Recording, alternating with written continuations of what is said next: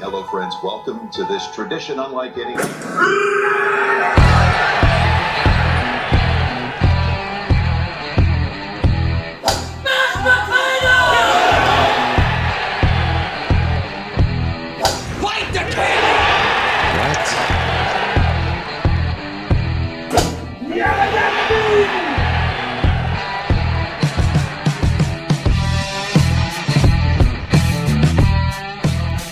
So today we're working in the pro shop, just having a fucking good old day. Super slow day. My kind of Windy. favorite. Windy. Whoa. Almost broke your sunglasses there. Sorry about that, buds. And, you know, these slow days, you kind of like make conversation with people. And this guy comes in, he's probably 70 years old, and he goes, "Does anybody got a smoke?" And I'm like, what the fuck is this guy talking about? And he's like, "I don't really need it, but, you know, I need it." And Spencer's like, weed? And he goes, I don't care. He's like, "I don't care what it is." He's like, "I just need something to put in my mouth with some smoke." And I was like, dude, you came to the wrong place. And then our assistant pro, who's not even of age, decided to give him a cigarette. He's 20, and he goes, "Let me go to my car." And then this motherfucker came back in on the turn. Asked he's for like, another one? Hey, he's like got his finger. He's like, "Fuck." He's like, "Is Alex here?" I'm like, "Nah, dude. Sorry, Alex is teaching a lesson." He's like, "Oh, fuck. I just really needed another cigarette." He's like, "Well, I don't really need one, but, you know." It sounded like he needed a cigarette. I was like, "Yeah, dude, you don't. You absolutely don't." Sometimes you need nicotine on the golf course. So welcome into Big Drive Energy, everybody. We are live here from the DNVR bar. This place is very calm right now. The calm before the storm. It's I going to be imagine popping. in about 2.5 hours, we're rolling Avs playoffs, game 1 of hopefully 16 wins in their future. We're both going tonight. Kale, the legend super producer, he is going tonight behind the camera, behind the TV, so he's super stoked. We're all super stoked. But we're going to spend a little time talking about golf and try to bring the playoff hockey energy to this golf pod. Yeah, absolutely. So should we start with how's your week been, bro? It's been good, man. You know, like we're back essentially busy again, which is fun, except yesterday was shit. Colorado weather, for those of you guys that don't live in Colorado and are listening or watching this from somewhere else, it's crazy. And it's been so windy. It's been windy every fucking day. And not fun. No, it's not. It's not fun at all. And we also just don't know what it's going to do from day to day. One day you're hot, like when we did our hole-in-one challenge, which go check that video out on our YouTube, DNVR Sports YouTube as well. RG killed it. Yeah, the edit, super dope sick. edit. Me hitting the flag stick, Mitchell rolling one in, me yelling "fuck" at the. Well, I didn't roll one in. I rolled one right by next to it is what I meant. We didn't make one. Spoiler alert. Yeah, for if you anybody haven't that watched didn't it, know. but watch it still. It's still cool. Yeah, it's a fire video. But that day was like 75 degrees. Phenomenal. It's supposed to be 90 Saturday. Yeah, it's supposed to be 90 on Saturday. Wild. And yesterday it was 32 degrees and snowing. Yeah. We had 2 guys out golfing yesterday. 32 degrees and snowing. One of them was 76. The other was 84. Average age of 80. And they're out there in the snow. They called and they were like, "Is the course open?" I'm like, "Yeah, I guess. fucking guess." But what are you talking? Like, are you coming out to buy yourself a hat? Because you put that Twitter poll out, and everybody is in the camp of they're just dedicated. I'm like, no, you're clinically insane. Like, you go golf in that, I have nothing for you. You're just dumb. I just can't wrap my head around why anybody would want to golf in that kind of weather. But then again, I was at one point that dedicated. So I mean, teach their own, you know. And one other guy who got Bob Stankiewicz, he's like 75. Yeah. 70 to 75. So we had 3 players yesterday for a combined age of 235, which is pretty insane. That was good math. That was quick. I'm very, you know me and my mental math. I'd crank that shit out. Definitely not good at geography. But no, not. I only know pertinent information. One of so Spencer's wife's brother, Tim, tweeted at me. He goes, "How do you know where the original Hooters was, but you don't know the difference between Puerto Rico and Costa Rica?" And my response to that is, I know pertinent information. I know important facts. I don't know mindless geographical shit. And I actually do know where Costa Rica and Puerto Rico are. So, well, that makes one of us. Yeah. Yeah. Spencer definitely doesn't, but I mean, somewhere south of America. Priorities. Literally South America. Well, no, actually, it's Central America, dumbass. Oh. Well, here we go again. Here it is. Nice. I think, Kale, is that correct? Costa Rica is in Central America. Yes, Fuck. Neither of those countries are in South America. Well, that's a good start. Great start. We're off to a hot one. Great start. Well, how's your week, dude? What? Just working, man. Ready for some Avs. Ready to. The Nuggets was obviously sad seeing them go down, but we all kind of had that general feeling, being down 2 of our 3 max guys.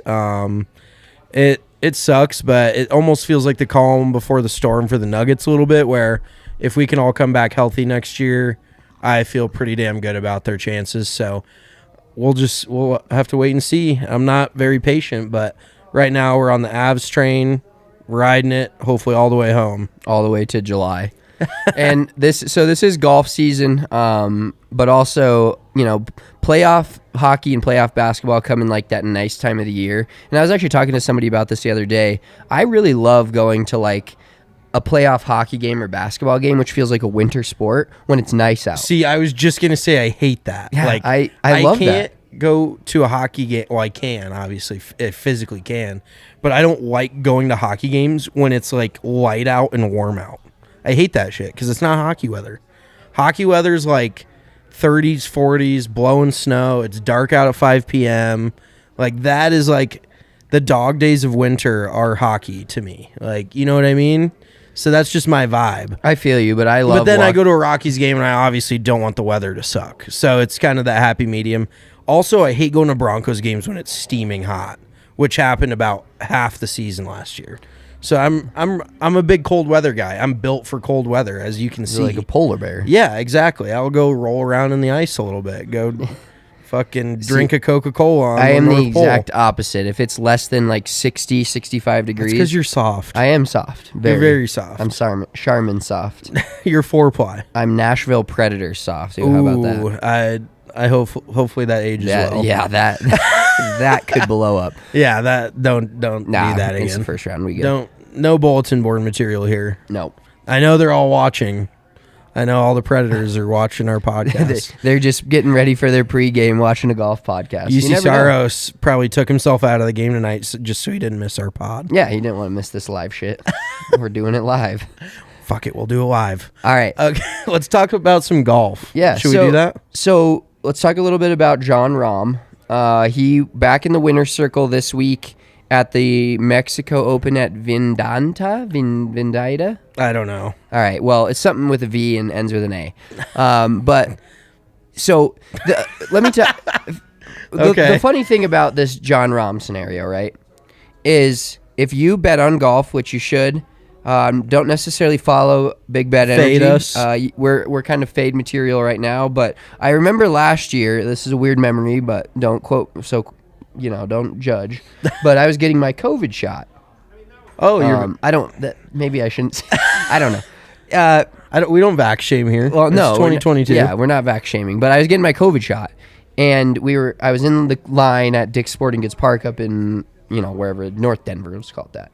And I remember we hit our third winner in a row on our bets. That is yeah. And wow. I didn't know we'd ever won 3 in a row. Exactly. And so we picked 3 winners in a row. Of course, 2021. This is a new year. It's the hottest we've ever been. But New Year. That's what I'm saying is new us is not a good thing. You can fade us now, but once we get on a roll and once we start picking winners, it's you could go 3 weeks in a row. And for the record, Our picks this week did pretty well. Tony Finau was all of a sudden leading the tournament at one point before he Rahm made finished the second. birdie. Yeah, so we're close.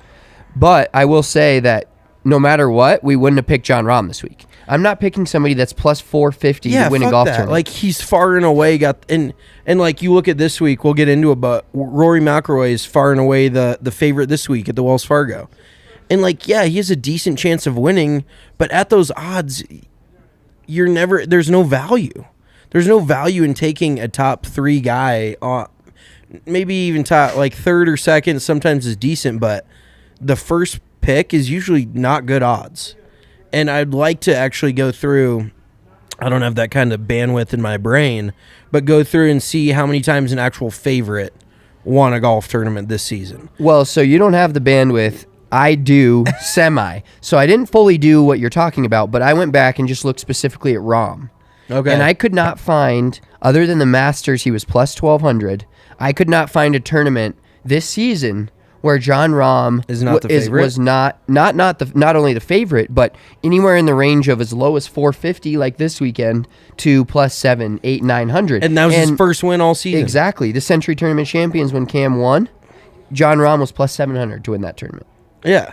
And number one in the world until Scotty Scheffler went on his Absolute ultimate run. bender, Yeah. heater, whatever you want to call it.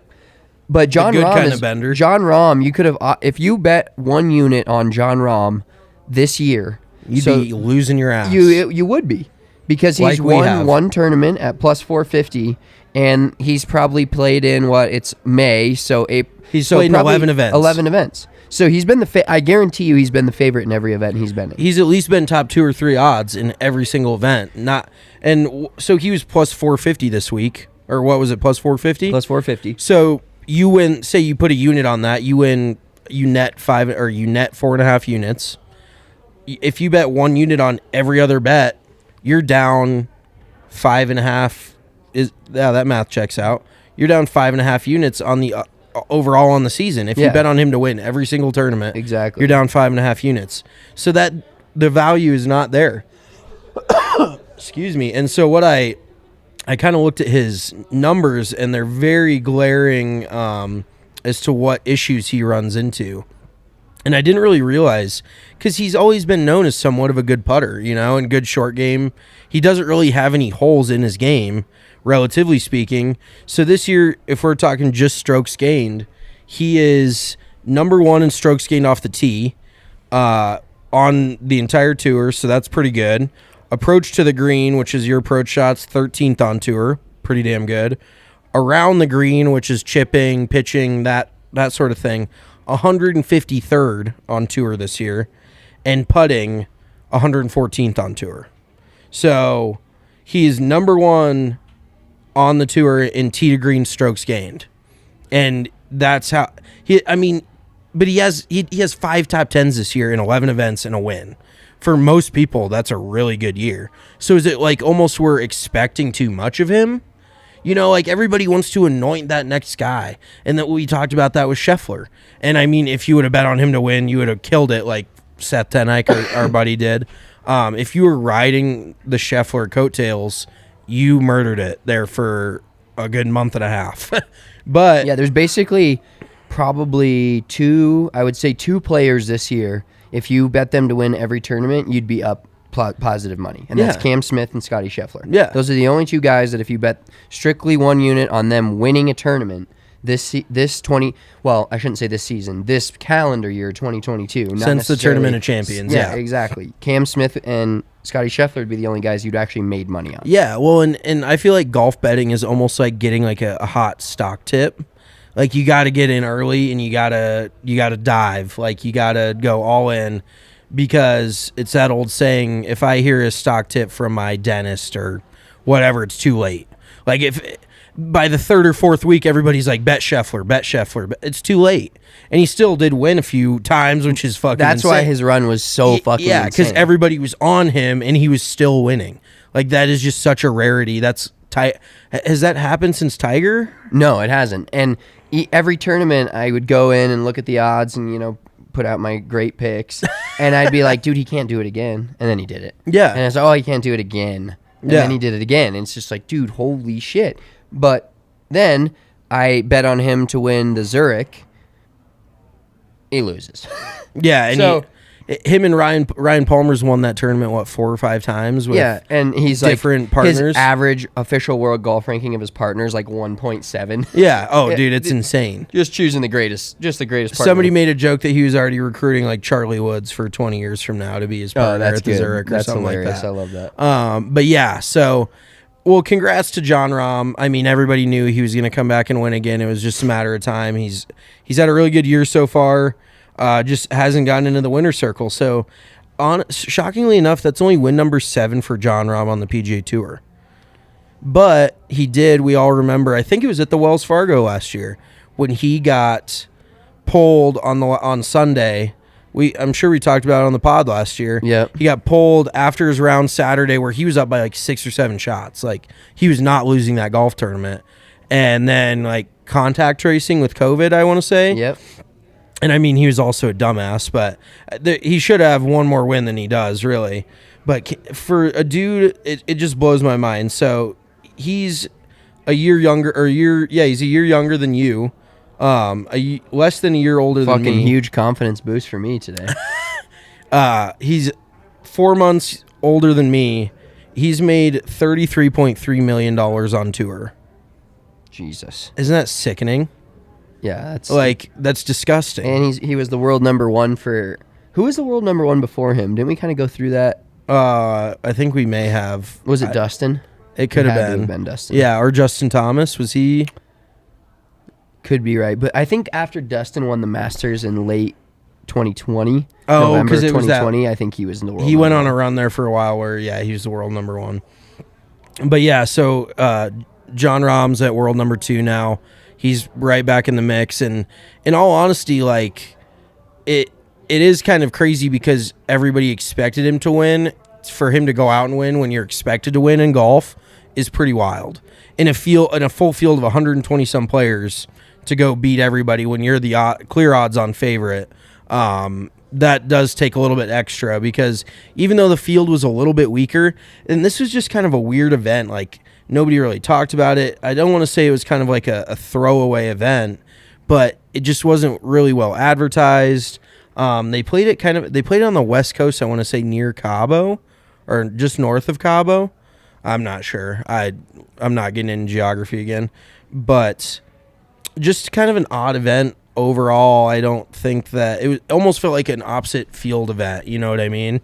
Like where there's a WGC or a major and they have an opposite field event in Mexico. But either way, a win's a win. So congrats to Jon Rahm on the W. Yeah, it's like you said, it's one of those tough things where if you're favored to win every single week, like it doesn't necessarily wear on you, but there's got to be some talk in there, and not in the saying he pays attention to his odds like he cares. He's not betting on himself. He's winning. He's betting on himself by playing in these events. Yeah, exactly. Winning plenty of money. But it was cool for him being from Spain, speaking Spanish his whole life growing up, and winning in Mexico. I think, like, it's one of those tournaments where you're just kind of like, we would have preferred Abe Answer to win because we had him on our bet card. But same scenario. Like, yeah, kind of somewhat of a homeland type of situation. Yeah, exactly. So, yeah, that was cool. So we're going to get into, let's do a short little preview of the Wells Fargo. Well, yeah, before we preview the Wells Fargo and give you guys our DraftKings picks, we do want to talk to you about DraftKings Sportsbook. And as we talked about earlier, NBA playoffs are here, and DraftKings Sportsbook is an official sports betting partner of the NBA. So new customers can bet $5 on any team to win, and you get $150 in free bets when they do. So if you're trying to turn a small bet into a big payoff, you can go ahead and use that same game parlay token. All you got to do, go to a game, flip that thing over to on, and then you can pick a bunch of different things from certain games. Like, I know I love doing it in hockey, picking this player to score, this player to get an assist. I've been addicted to doing it in baseball as well. I'm like, all right, I actually hit one the other day, like Connor Joe for the Rockies to get a hit, and the Rockies game to go over 10.5 runs. And actually, you can just tell people all around the stadium are betting, because we were at the Rockies game Sunday, and this guy, the over-under in the Rockies game was 10.5, and it was 9-1 for like 3 innings, and Randall Grichuk hit a random home run in like the 8th inning, and this guy stood up and threw his arms in the air. Yeah. The game's over, the Rockies had won, but people are betting, so hop in on the action with DraftKings Sportsbook. Download it now and use that promo code DNVR and bet $5 on any NBA team to win their game, and you get $150 in free bets if they do. Promo code DNVR only at DraftKings Sportsbook. Must be 21 or older, Colorado only, new customers only, minimum $5 deposit, restrictions do apply. See DraftKings.com/sportsbook for details, and if you have a gambling problem, call 1-800-522-4700. We also have something new to bust out for you guys, so once I find that here, why don't you filibuster for us for a second and talk about our new favorite company, Something I've actually been using behind the scenes for years, helps me get into my summer groove. You know, you're out on the golf course. Oh, doing spring cleaning? Yeah, Is that what you're exactly. talking about? You're getting sweaty. You're getting hot. You gotta prep the body for the hot weather. And I personally, my body just rejects hot weather. Like, I hate being sweaty. I hate being sticky. But this company has products that can help you with that. So I definitely, once Spencer finds the read, so do you have it? It's Manscaped, and support is brought to you by Manscaped, the best in men's below the waist grooming.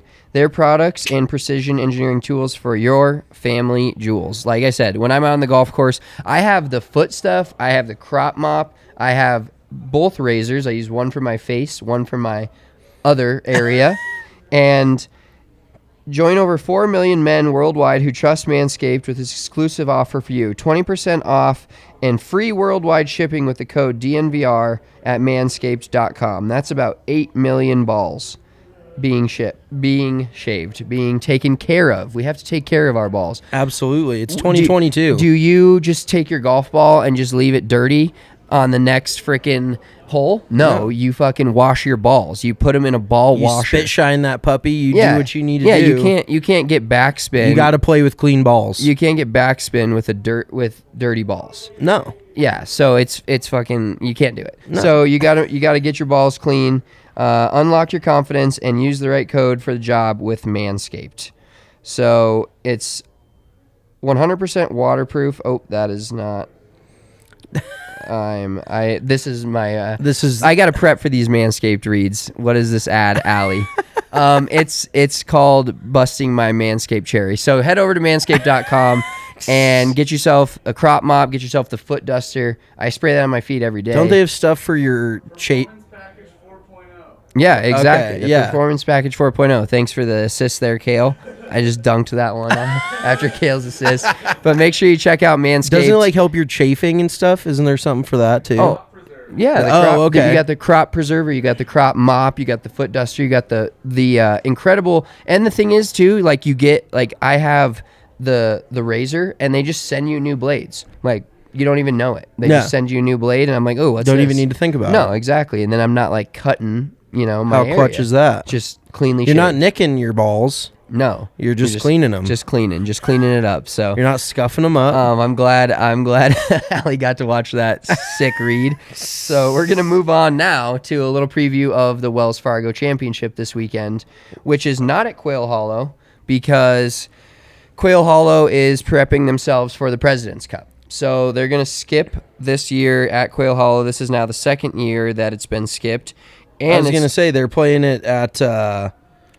They're playing it at TPC Potomac at Avino Farms. in Potomac, Maryland. Yeah, exactly. So really close to DC, basically, like a super cool area for golf. The course looks badass. I remember watching the Wells Fargo last year where Rory did win, but I was like, God, this place looks so pure. I didn't really know that this time of year it was warm enough. I do remember it being a little cold out there. Like I remember having jackets on, and it was kind of rainy a little bit. Yeah, because I mean the East Coast, I don't think they're quite ready to have a golf tournament. So I mean it's all green and everything. Like I wish we could get some rain here because it's always rainy out there in the springtime. But I think they're ready for it. Well, I'm not quite sure what the weather looks like out there. We're just gonna have to find out when we watch this weekend. So well, and let's talk about something.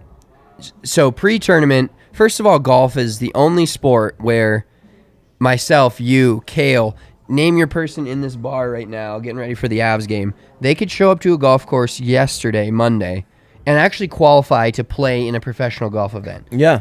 And first of all, I don't think people realize how tough it is. There was a guy, I saw this on Twitter, there was a guy last week. He made every score in a Monday qualifier 3 through 11, minus like an 8 or a 10. I forget exact number, but he made a 3, a 4, a 5, a 6, a 7, a 9, a 10, and 11. En route to like 110. And What a waste of money and What a time. waste of money. What a waste of time. I don't know what this guy was thinking. Maybe he... But there's plenty of those at every Monday qualifier. No, absolutely. Every Monday qualifier is like this. But the competition at these things is just absolutely absurd. So one of the guys that Monday qualified this week for the Wells Fargo tied a fucking course record at the course that he had to play the Monday qualifier at with a 64. Okay. Like, that's how good Yeah. like these guys are, just getting into just Mondaying to go shoot 73, 75 and be cut Right. on Thursday, Well, Friday. and I was actually thinking about that on the drive down. Like, Monday qualifying is just such a... You have to have so much confidence in your game because, first of all, you're, like you said, you have to shoot crazy low just to get into the tournament. But then once you're there, basically, unless you finish, I think, inside the top 10 or 15, I think it may depend on the tournament, you get a good paycheck, but other than that, you don't have any sort of exemption to the next week. You get nothing. Like, you have to qualify for the tournament, then you have to play really well. So even Monday qualifier info, a case of the golf one on Twitter, he tweeted out the playoff to get into the Wells Fargo.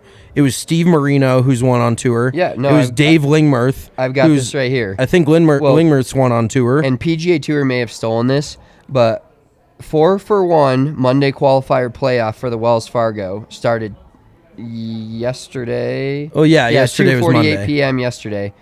Career PGA Tour starts for these guys. Marino, 222. Lingmerth, 188. Brett Stegmeyer, 81. And then Lee Detmer, who's never started on the PGA Tour. But imagine being Lee Detmer.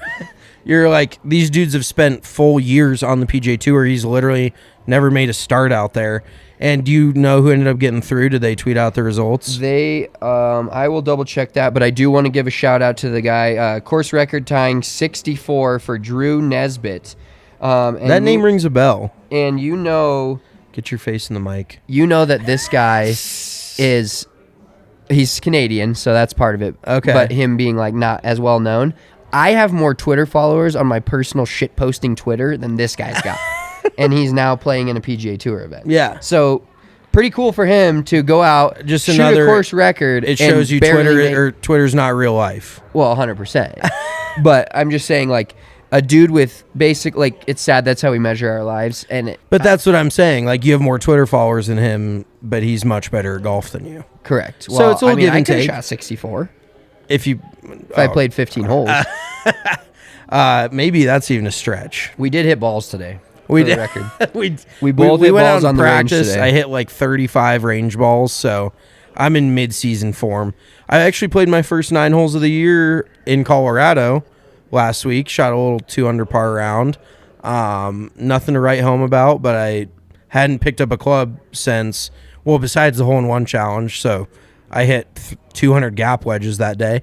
But other than that, I hadn't played since February, so I didn't hate that. But you played Highland Hills last week. I played Highland Hills, shot a little even par round on Saturday. You know, Congrats. no big deal. Nice. Feel pretty good about executive course? No, championship 36, par 36. All Little right. Saturday afternoon niner, a couple of fireball shots, a couple of good company Celtics. There you go. It was great. Speaking of Twitter, we had a few things on Twitter we wanted to touch on in this pod. Yes, but we're still talking about the Wells Fargo. Okay. We haven't got there yet. Basically, let's just give a little preview of it. So it's being played. We already talked about where it's being played. But so Rory's the favorite. the defending champion and the favorite. Don't bet on him. Don't bet on Rory. He'll probably win it. Let's see. The field is not that deep, so Rory is almost double the odds, or half of the odds of the second best odds on favorite to win. So he's at plus 850. Corey Connors is plus 1600. Russell Henley's plus 2000. Tyrrell Hatton's playing plus 2000. Not a super deep field. This almost feels like a field made for Max Homa. He's playing this week, and he's the homie. Yeah, he's like 8th best odds. He's plus 2,800. But I could see somebody coming out this week and making a statement. Our official picks will come out tomorrow, of course, but I know, like, from doing some research, this is a really good place for just solid ball striking tee to green. Yeah. And guys like Corey Connors and Russell Henley is So I'm not saying I'm picking Russell Henley. I'm not saying I'm not. But Russell Henley is like the top of every metrics leaderboard for this tournament. So Really? good information if he wins. Not my fault if he loses, but because they're not my metrics. But yeah, basically Russell Henley and Corey Connors, just their long iron and ball striking from the fairway is tops in the PGA Tour, and they're like metrics love those guys this week. And Henley is also that kind of dude that just will come out of nowhere and win once every 2 or 3 years. That's just enough to stay relevant. Yeah, that's his thing. Enough to keep his boat afloat. Yeah, and I mean he's made plenty of money on tour, but he just kind of comes out of nowhere. Like if you would have told me Russell Henley was third highest odds on favorite to win this tournament, I probably would have been like, why? I would ask you if it was a Korn Ferry Tour. Yeah, exactly. Like I didn't even really know the guy was still on tour. So I do like Cameron Young also. He's that young guy from, it's either Georgia or Bama. He's an SEC kid, but he's had a really good year this year. So guy I love too, Seamus Power. Seamus. He's Irish, isn't he? Yes, he's very Irish. I guess Hence if your the name name's Seamus. Can you you believe that that's to a kid? You do that to a kid in America, and that's just Seamus on you. I know a kid named... Oh, what a You Seamus. just fucking missed it. No, You that just was missed my joke. Seamus. I had to laugh at my own joke. in Well order for done. you to get That was the good. laugh. I know a kid named Seamus McGinnis.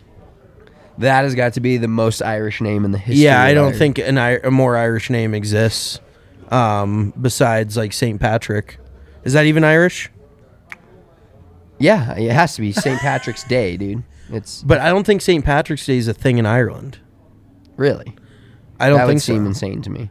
I think it's like an Americanized thing. Ah, Just a reason for Americans to go drink. yeah, that's a great reason. We have a lot of holidays for that. Shout out all the random Every ass hol- holidays. Thanksgiving, Christmas. Just reasons to sit around the table and drink Yeah, alcohol. nothing- Just changes based on the season, changes what you're drinking. For Doesn't sure. change how you're drinking. For sure. But yeah, Seamus Power, I don't know why you like him. I just like his name.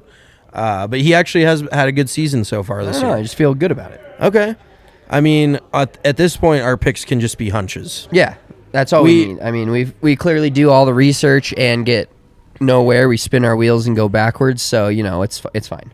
Yeah. We're going with our gut from now on. And once we get on a heater, then we're just going to come on this podcast every week live and just wave it around. Like when the equivalent of like the golf hole looks this big to us, like we can't miss. Exactly. But game over. we've missed a lot so far this year, like horribly. So fade us, but at your But know when to jump on the bandwagon. Exactly. 'Cause At we your will own get risk. there. We will get there. All right, so now we're going to move on to a little Twitter. And Kale, so we're going to talk a little bit about the rules of golf and some interesting things that have happened recently. Kale, can you pull up this video for us? So make sure, if you guys are listening to this on the podcast, you want to make sure to check out this video on our YouTube at Big Drive Energy. So this is from a couple weeks ago, and after this last weekend, it kind of brought this back up. So this is from Dylan Fratelli's Twitter. And let's just take a look at this golf shot. It looks like it's hanging from the Spanish moss. Hanging from the Spanish moss of a tree. Illegal. Some incredible work for him, turning the club upside down, but he got penalized for that. And if you know golf, you may know why, and if you don't, we can tell you. So basically, what was illegal about that is the fact that our boy Dylan Fratelli was on the line that he was hitting on. He was and standing his body directly was- behind the ball. Exactly. Yeah. So that is outlawed in the rules of golf, which is super not. It's lame. It's a rule, which he probably should have known, but he probably wasn't thinking about it. Yeah. But if he hits that shot to his right or his left side, depending upon which one he wants it, completely fine. Now, using one hand, he probably doesn't. You also have to think too about the axis that it's on, because technically, like, I mean, I guess he was directly facing it, but it's just so weird because it's above you. So what's even saying you're directly standing behind something that's above you? You know what I mean? Like, how can he stand to the side of the ball that is not even in front of him technically? That's like- a very interesting wrinkle I didn't think about. But we all know, like, considering the fact that he was behind the golf ball, that's a penalty. It'd just be like putting. Well, that's the only reason I knew that rule is because people have tried to do that before, where they like putt between their legs, and that's outlawed. Because I think Bryson at some point wanted to do that. Shocker. I know for a time he like side saddled it, where you have like the chest putter and you kind of like do this type of deal on the side saddle, almost like a shuffleboard-ish type thing where you kind of like, I don't really know how to explain it. For those of you who are not watching and just listening, it sounds even more weird. But yeah, that is the only reason I know that you can't stand behind the ball. Otherwise, yeah, I would.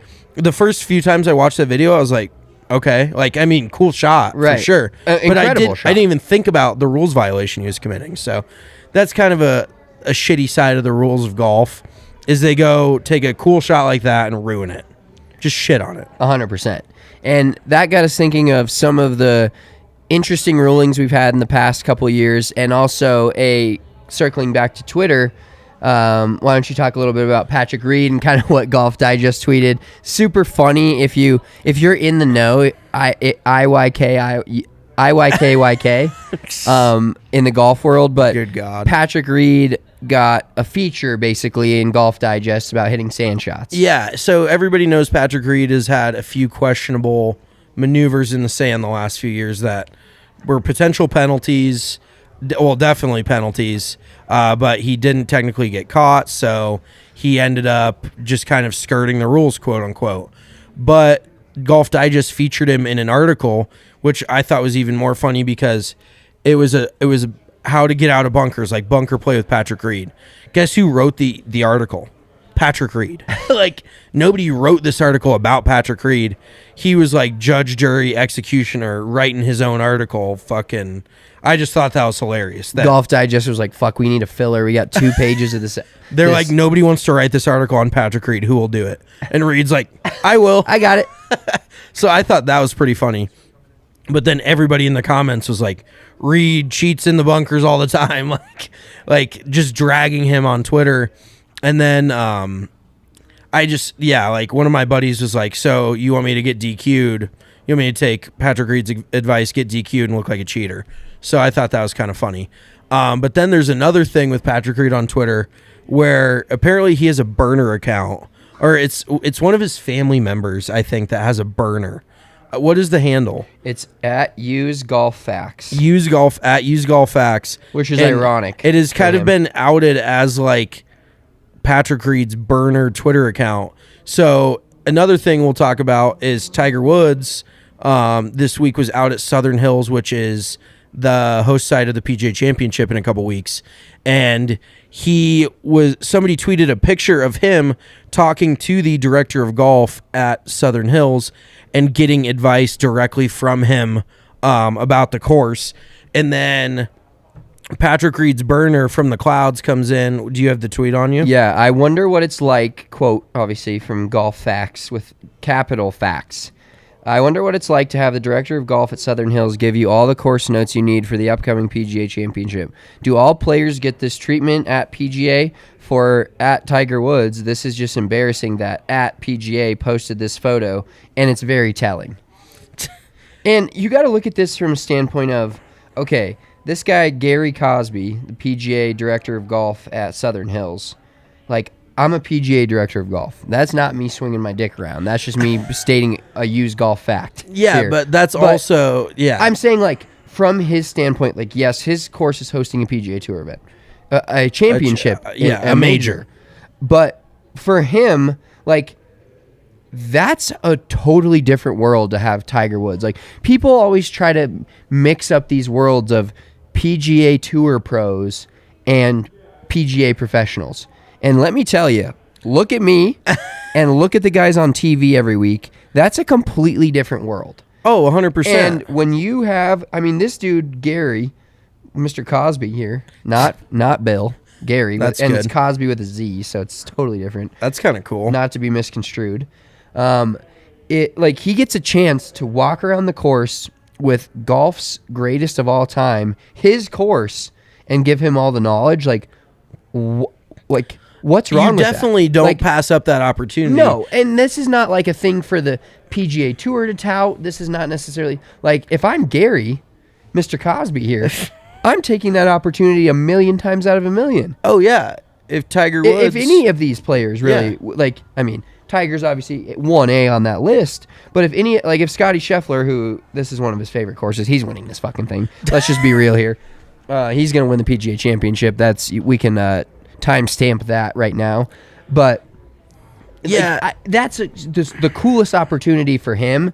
So I don't understand. But see, I don't know if this is a hot take or not, but I also, the first look at that when I saw it, I was like, oh, that's kind of shitty. Like, are you Patrick Reed? no, What the fuck is wrong with you? I just think Okay, why is it shitty? because is he giving this information to every single player in the field? Or is it just because it's Tiger Woods he's giving him that info? You know, would he go do that for the last guy that makes it in the field? Probably not. You know what I mean? Like, that's like having a green book that only you have and nobody else has. Like, I think that's kind of shitty. I don't like it. Well, dude, that's kind of lame. That is kind of a hot take because I personally see it only from that dude's perspective. Oh, for sure. But from if a competitor of Tiger Woods, that's like when the Warriors are playing the Nuggets and the Warriors get all the foul calls. It's like, oh yeah, they need all the fucking help winning this series. Or when like Andre Iguodala was like hanging out with the Warriors back in 2013. That's Snake. As a Nugget. Yeah. Yeah, like no, but what I'm saying is Tiger Woods doesn't need any help. He's played Southern Hills many a time. Plenty of help. Okay, he needs all the help he can get as of now, but he's still the GOAT. Like he. Oh, you just said that. Hey, can we clip that, Kale? Because Mitchell's fucking fought this for years. He's one of the best of all time. You can't go back now. Okay, he's the current GOAT.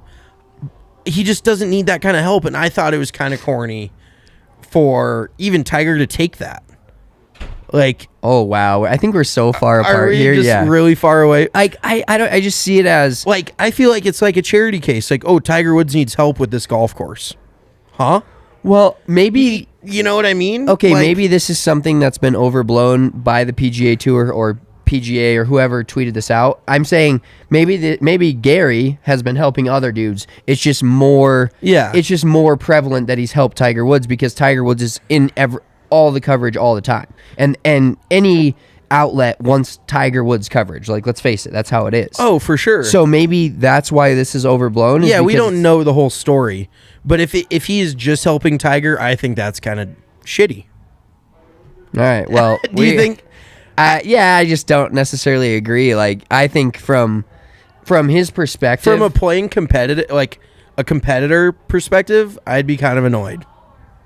Okay. I'd be like, hey Gary, you got a few minutes? Can you give me all those notes? Like, you know what? I was about to say what makes Tiger Woods special. Obviously, we know that's a long list. I can go through it. That's what I'm saying is he's getting that preferential treatment. Like PGA pros' lives matter too. There's PGA pros in that event. You think he's giving them fucking green reads and where to hit it in the fairway? He's like, no, go shoot 12 over and miss the cut. He doesn't give a shit. That's fair. I don't agree, but that's fair. You and I are both on a different wavelength too, where you would do anything to be in the spotlight. Like if that if that was you'd probably be on Tiger Woods' back, riding him around the golf course like a camel. Maybe, like if he could hold me, he could hold up. You'd be like, or you'd be giving him a piggyback. Ah, that's more accurate. You'd be like, do you need a hand? Like, I don't want you to hurt yourself. There's some hills. And I just don't personally care that much. So I think that's kind of like Gary's like, oh, it's my time to shine. I'm going to go help Tiger Woods out. Like, I have something to contribute that he can't find out in 2 practice rounds. Like, am I just being weird? Like, is this? Yeah, I think you're being really used golf faxy right now, dude.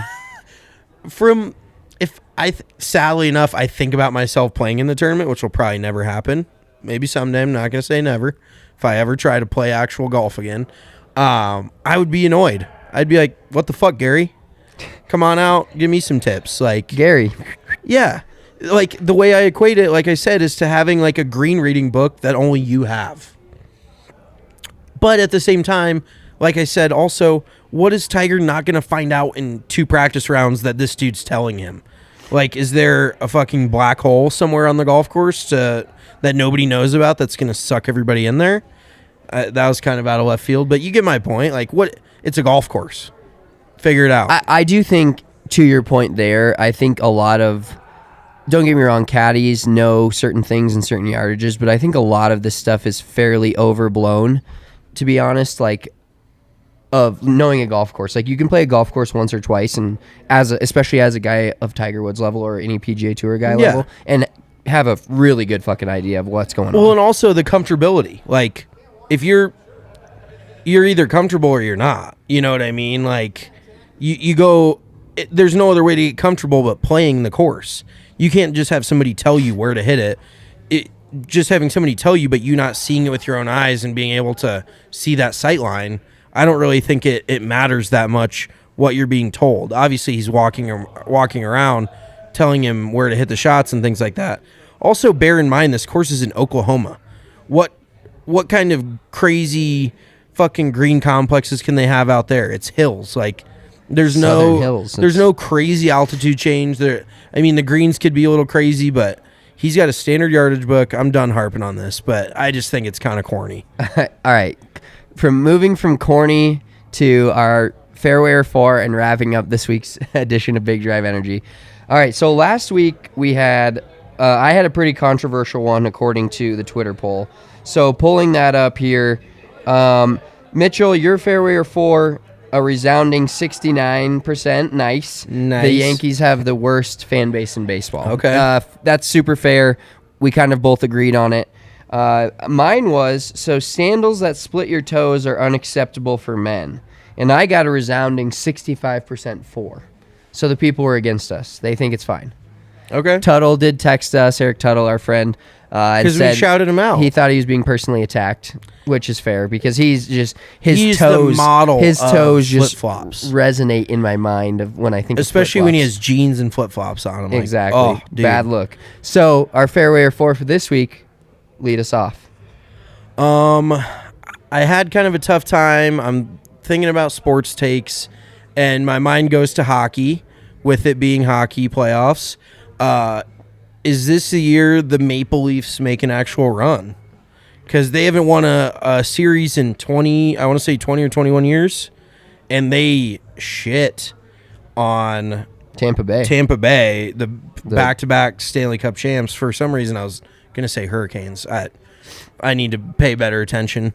But yeah, they won 5-0, 4-0, 5-0. So they don't look like they're like, and it's just one game, don't get me wrong, but this kind of feels like a year they could maybe make a run.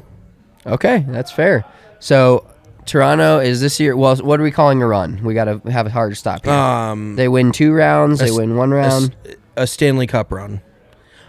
So I'm not saying win the Stanley Cup, but like go deeper in the playoffs. Okay, we got to make a line Okay, here. So Eastern Conference Finals. Okay, so you're asking me and I'm saying no.